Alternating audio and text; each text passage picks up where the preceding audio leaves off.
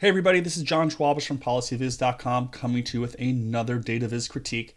This one of a piece in this report on the economic impact of the New Mexico film production tax credit. I know it sounds like kind of a wonky title. It sure is. Let's go all the way to page 25. Check out this graph here.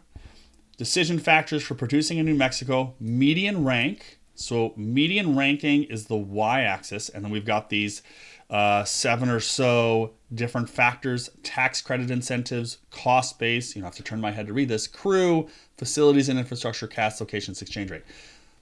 And then there's this arrow pointing down over here. So I still don't know what's going on in this graph. So let's read the text here. Overall, there is strong evidence from companies that the incentive program is an important factor. When asked to rank the importance of the 6 factors in the decision to produce in New Mexico, 70% of respondents indicated the tax credits were the most important factor. So that's right here, tax credits. So 70% said tax credits were the most important factor. So I'm guessing survey respondents could rank their decisions. And so most said tax, second most common was cost base, then crew, then facilities, et cetera, et cetera.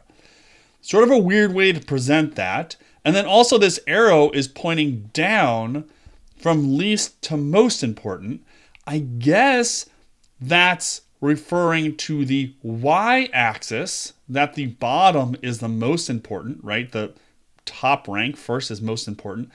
But sort of weird sitting over here on the right side of the graph, because really, I think we want to rank across the horizontal axis, right? That the tax credit is the most important and exchange rate, I guess, least important, although it's not unclear that it's least important among these. But it's just a weird way to present these data. How would I want to see it? Well, we have this 70% here. So I think there's some sort of Likert scale graph, a diverging bar chart, or maybe just showing these shares, because also I think you want to sort of see that 70% is highest, right? And that's the most. And so I think if this was percentage along the y-axis, you have tax credits at 70% and then cost base at 50% and then sort of going down. The other way to think about this would be to rotate this entire chart, make it a horizontal bar chart. First off, that makes the labels easier to read. And secondly, then you could reverse this arrow to go from most important to least important, going down along the bars, which I think is a little more natural. So there's just a lot of weird stuff going on in this graph that makes this a little hard to read. I think some simple changes could fix that.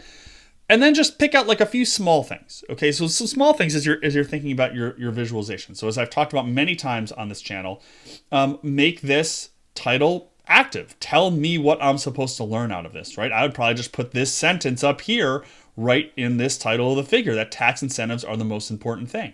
We probably don't need this y-axis label over here because we've got it in the title. These bars are all labeled, so in general, my preference is not to have a y-axis label if I'm labeling the bars. Same thing with the grid lines. And then I usually like to put these labels at the ends of the bar, right at the ends of the bar, to reinforce the length of the bar, the height of the bar in this case, is encoding the data. But I think in general, this is sort of an odd graph in terms of what they're showing and how they're showing it. So my take on this would be, it's confusing as it is, and if I were going to present these data in this way, I'd rotate the graph, make it a horizontal bar chart, and then flip this arrow to show that it's going from most important to least important. But I think more importantly, and I think easier to read this graph would be just to show the shares and then have these bars sort of going in the opposite direction. The tax incentives are the highest bar. Generally, we think of that as more, as better, and then sloping downward to the right or to the bottom if we flip this around. So anyway, quick little critique here of this little bar chart. I'll put a link to the entire report in the show notes of this page.